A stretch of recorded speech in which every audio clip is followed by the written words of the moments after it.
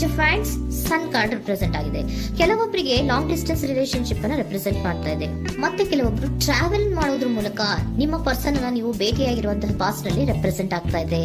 ನಿಮ್ಮ ಪಾಸ್ಟ್ ನಲ್ಲಿ ನಿಮ್ಮ ಲವ್ ಲೈಫ್ ನ ವಿಚಾರದಲ್ಲಿ ಒಂದು ರೊಮ್ಯಾಂಟಿಕ್ ಇತ್ತು, ಒಂದು ರೀತಿಯ ಕ್ಯೂರಿಯಾಸಿಟಿ ಇತ್ತು, ಒಂದು ಎಂಜಾಯ್ ಇತ್ತು. ಕೆಲವೊಂದು ರೀತಿಯ ಮೆಸೇಜ್ ಗಳನ್ನ ಎಕ್ಸ್ಚೇಂಜಿಂಗ್ ಮಾಡ್ಕೋತಾ ಇದ್ರಿ, ಫೋನ್ಗಳ ಮೂಲಕ ಅಥವಾ ವಾಟ್ಸ್ಆಪ್ ಗಳ ಮೂಲಕ ಮೆಸೇಜ್ ಗಳನ್ನ ಕಳಿಸ್ಕೊಳ್ಳುವಂತಹದ್ದು, ಒಂದು ರೀತಿಯ ಕ್ಯೂರಿಯಾಸಿಟಿ, ಎಕ್ಸೈಟ್ಮೆಂಟ್ ಗಳೆಲ್ಲ ನಿಮ್ಮ ಲವ್ ಲೈಫಿನ ವಿಚಾರದಲ್ಲಿ ಇತ್ತು.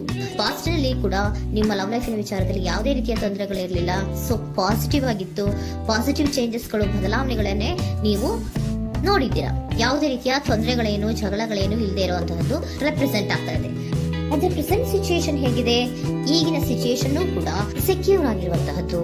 ನಿಮ್ಮ ಲವ್ ಲೈಫಿನ ವಿಚಾರದಲ್ಲಿ ಅಟ್ ಪ್ರೆಸೆಂಟ್ ಅಲ್ಲೂ ಕೂಡ, ಈ ಹಿಂದೆನೂ ಕೂಡ ನಿಮಗೆ ಚೆನ್ನಾಗೇ ಇತ್ತು, ಈಗಲೂ ಕೂಡ ಪ್ರೆಸೆಂಟ್ ಅಲ್ಲಿ ನಿಮಗೆ ಕಿಂಗ್ ಆಫ್ ಪ್ಯಾಂಟಿಕಲ್ ರೆಪ್ರೆಸೆಂಟ್ ಆಗ್ತಾ ಇರೋದ್ರಿಂದ ನಿಮಗೆ ಲವ್ ಲೈಫಿನ ವಿಚಾರದಲ್ಲಿ ಚೆನ್ನಾಗೇ ಇದೆ. ಸೊ ಒಂದು ಭದ್ರತೆ ಇದೆ. ಲವ್ ಲೈಫಿನ ವಿಚಾರದಲ್ಲಿ ಒಂದು ಸಾಮರಸ್ಯ ಇದೆ. ಯಾವುದೇ ರೀತಿಯ ತೊಂದರೆಗಳು ಏನು ಕಾಣ್ತಾ ಇಲ್ಲ. ಸೆಕೆಂಡ್ ಕಾರ್ಡ್ ಬಂದಿರುವಂತಹದ್ದು ಪ್ರೆಸೆಂಟ್ ಸಿಚುಯೇಷನ್ ಸ್ಟ್ರೆಂತ್ ಇದೆ, ಬಾಂಡೇಜ್ ಇದೆ. ಚೆನ್ನಾಗಿ ನೀವಿಬ್ಬರ ಮಧ್ಯೆ ಒಂದು ಬಾಂಡೇಜ್ ಇದೆ, ಸಾಮರಸ್ಯ ಇದೆ, ಹೊಂದಾಣಿಕೆ ಗುಣಗಳು ತುಂಬಾ ಇದೆ.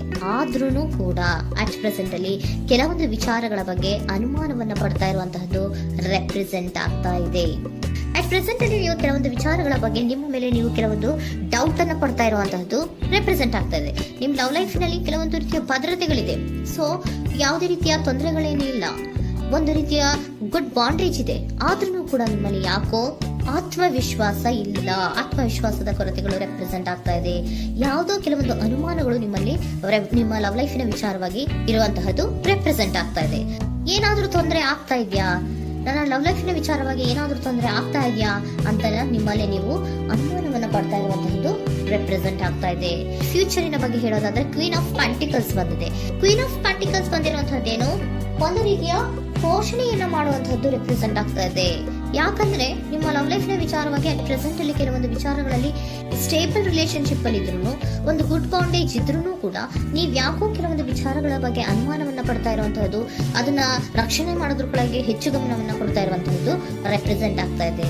ಇಮಿಡಿಯೇಟ್ ಫ್ಯೂಚರಿನ ಬಗ್ಗೆ ಹೇಳೋದಾದ್ರೆ ನೀವೊಂದು ರೀತಿಯ ಪೋಷಣೆಗಳನ್ನ ಮಾಡುವಂತಹದ್ದು, ನಿಮ್ಮ ಲವ್ ಲೈಫಿನ ವಿಚಾರವಾಗಿ ಕೆಲವೊಂದು ರೀತಿಯ ಹೆಚ್ಚು ಗಮನವನ್ನ ಕೊಡುವಂತಹದ್ದು, ಯಾವುದೋ ನಿಮ್ಮ ವಿಚಾರಗಳಲ್ಲಿ ಹಿಡಿತದಲ್ಲಿ ಏನ್ ಇಟ್ಕೊಂಡಿದ್ರೋ, ನಿಮ್ಮ ಪೊಸೆಸಿವ್ನೆಸ್ ಅನ್ನ ಏನ್ ಇಟ್ಕೊಂಡಿದ್ರೋ, ಯಾವುದೋ ಕೆಲವು ವಿಚಾರಗಳಲ್ಲಿ ನೀವು ಬಹಳಷ್ಟು ಓಪನ್ ಅಪ್ ಆಗಿ ಮಾತಾಡದೆ, ಯಾವ ವಿಚಾರಗಳನ್ನು ಕೂಡ ಹೇಳ್ಕೊಳ್ದೆ, ನಿಮ್ಮಲ್ಲೇ ನೀವು ಕೆಲವೊಂದು ಬೇಜಾರುಗಳನ್ನ ಏನ್ ಇಟ್ಕೊಂಡಿದ್ರೋ ಆ ವಿಚಾರಗಳನ್ನ ನೀವು ಮಾತಾಡುವಂತಹ ಸಾಧ್ಯತೆಗಳು ಇಮಿಡಿಯೇಟ್ ಫ್ಯೂಚರ್ ನಲ್ಲಿ ಕಾಣಿಸ್ತಾ ಇದೆ. ಯಾವುದೋ ಕೆಲವೊಂದು ವಿಚಾರ, ಯಾಕೆ ಯಾವುದೋ ಕೆಲವು ವಿಚಾರಗಳಲ್ಲಿ ನಿಮಗೆ ಅನುಮಾನಗಳು ರೆಪ್ರೆಸೆಂಟ್ ಆಗ್ತದೆ.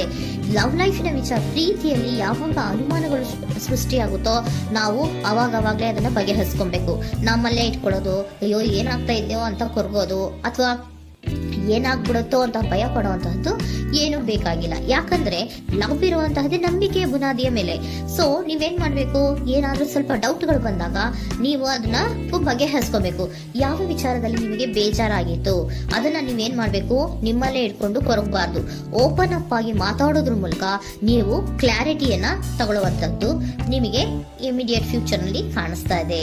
ಯಾವುದೇ ವಿಚಾರಗಳ ಬಗ್ಗೆ ನೀವು ನಿಮ್ಮ ಲವ್ ಅನ್ನ ಅಥವಾ ನಿಮ್ಮ ಪ್ರೀತಿಯನ್ನ ಭದ್ರವಾಗಿ ಉಳಿಸ್ಕೊಳ್ಳೋದಕ್ಕೋಸ್ಕರವಾಗಿ ನೀವು ನಿಮ್ಮಲ್ಲೇ ಇಟ್ಕೊಂಡಿದ್ದಂತಹ ಅಥವಾ ಕೆಲವು ಬೇಜಾರಿನ ವಿಷಯಗಳ ಬಗ್ಗೆ ನೀವು ಹೆಚ್ಚು ಮಾತಾಡಿ, ಓಪನ್ ಅಪ್ ಆಗಿ ಕೆಲವೊಂದು ವಿಚಾರಗಳ ಬಗ್ಗೆ ಮಾತಾಡುವಂತಹದ್ದು ಮತ್ತೆ ಅದನ್ನ ಕ್ಲಾರಿಟಿಗೆ ತಗೊಳ್ಳುವಂತಹದ್ದು ರೆಪ್ರೆಸೆಂಟ್ ಆಗ್ತಾ ಇದೆ. ನಿಮ್ಮಲ್ಲಿ ಬಾಟಮ್ ಆಫ್ ದ ಡಕ್ ಅಲ್ಲಿ ಬಂದಿರುವಂತಹದ್ದೇ ಅದು.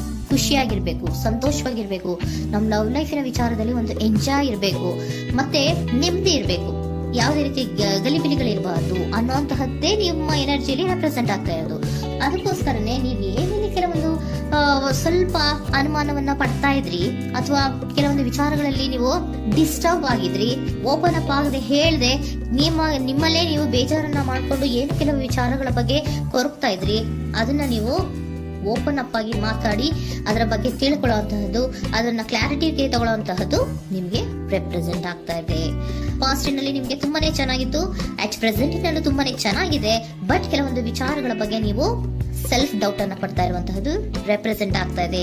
ಏನಾಗ್ತಾ ಇದೆಯೋ ಅನ್ನೋದ್ರ ಬಗ್ಗೆ ನೀವು ಸ್ವಲ್ಪ ವಿಶ್ವಾಸವನ್ನ ಕಡಿಮೆ ಮಾಡ್ಕೊಳ್ತಾ ಇರುವಂತಹದ್ದು ರೆಪ್ರೆಸೆಂಟ್ ಆಗಿತ್ತು. ಬಟ್ ಆದ್ರೆ ಇಮಿಡಿಯೇಟ್ ಫ್ಯೂಚರ್ ನಲ್ಲಿ ಏನಪ್ಪಾ ಅಂದ್ರೆ, ನಿಮ್ಮ ಲವ್ ಲೈಫ್ ಅನ್ನ ನಾವು ಉಳಿಸ್ಕೊಬೇಕು, ನಾನು ಎಲ್ಲವನ್ನ ನಮ್ಮ ಕಂಟ್ರೋಲ್ ಅಲ್ಲೇ ಇಟ್ಕೊಂಡು ಅಥವಾ ಪೊಸೆಸಿವ್ನೆಸ್ ಅನ್ನ ಬೆಳೆಸ್ಕೊಂಡು ನಾನೇ ಬೇಜಾರು ಮಾಡ್ಕೊಂಡಿದ್ರೆ ಸರಿ ಇಲ್ಲ, ನಾನು ಓಪನ್ ಅಪ್ ಆಗಿ ಮಾತಾಡಿ ಕೆಲವೊಂದು ವಿಚಾರಗಳ ಬಗ್ಗೆ ನಾನು ಕ್ಲಾರಿಟಿಯನ್ನ ತಗೋಬೇಕು ಅಂತ ಆಲೋಚನೆಯನ್ನ ಮಾಡ್ತಾ ಇರುವಂತಹದ್ದು ರೆಪ್ರೆಸೆಂಟ್ ಆಗ್ತಾ ಇದೆ. ಓಕೆನಾ, ಒಂದು ಏಂಜಲ್ ಗೈಡೆನ್ಸ್ ನ ನಿಮ್ಮ ಲವ್ ರೀಡಿಂಗ್ ವಿಚಾರವಾಗಿ ತಗೊಂಡ್ಬಿಡೋಣ ಅಲ್ವಾ. ದ ಸಿಚುಯೇಷನ್ ವಿಲ್ ಇಂಪ್ರೂವ್, ಸಿಚುಯೇಷನ್ಗಳು ಇಂಪ್ರೂವ್ ಆಗತ್ತೆ. ನೀವು ನಿಮ್ಮಲ್ಲೇ ಇಟ್ಕೊಂಡು ಹೊರಗಬೇಡಿ.